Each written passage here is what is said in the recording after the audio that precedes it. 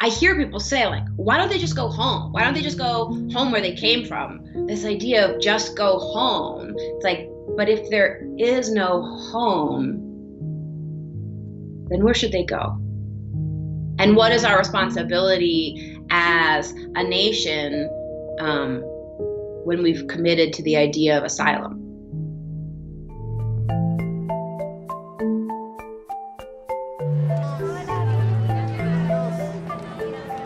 What was happening in Phoenix was they were just taking the families and dropping them off at the Greyhound bus station in Phoenix.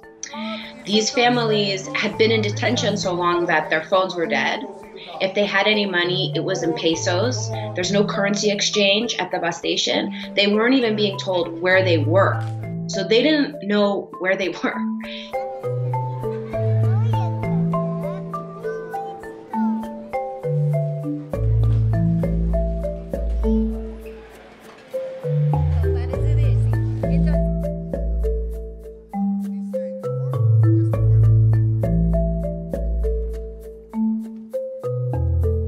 And so IRC starts this process to make sure that these people get where they need to be. A lot of time I was like pouring coffee for like exhausted parents, and so that the parents can just, they're so exhausted and traumatized, so that they can just sit with a worker who can help them get this travel coordinated.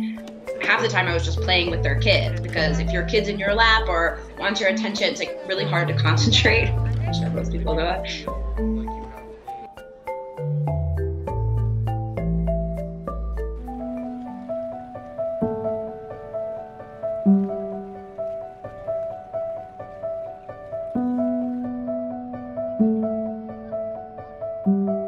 When we think of home, it's a place that's safe. And so I think that's what these people are struggling to get to.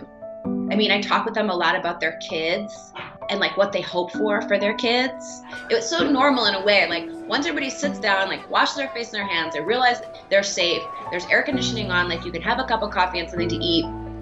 Any parent will go on and on about their kids, and just that they hope, you know, American schools are good. They want to get their kids into school. Their kids have dreams. They want to help their kids, you know, achieve their dreams. And that just wasn't possible in the violent places where they were living.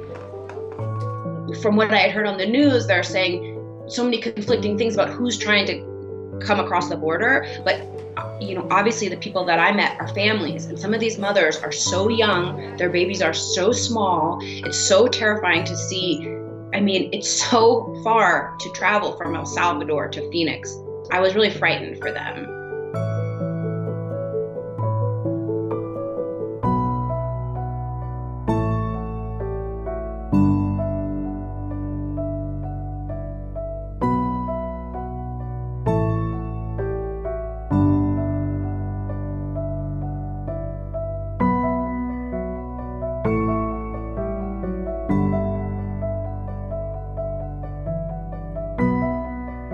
Part of the agreement we all made in the peaceful world after the Second World War was at the Geneva Convention, and we decided on this idea of legal asylum, where countries would accept people who are fleeing violence and persecution in their own country. So it's part of something that we agreed to do. It's not like illegal.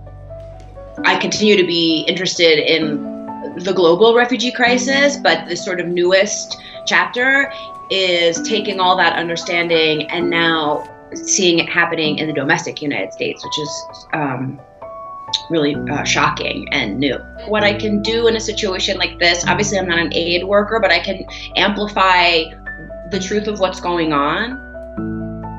One thing that I didn't know was when you're in detention, they take away your shoelaces so that you can't harm yourself.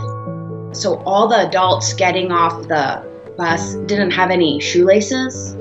And when you think about like how far they still have to travel and making people feel like stable and safe and secure, like, and their shoes are not even staying on their feet because they took their shoelaces. If you're gonna release them, could you give them back their shoelaces? It's so simple, and it's also just so unkind. If you take something from somebody, please give it back to them.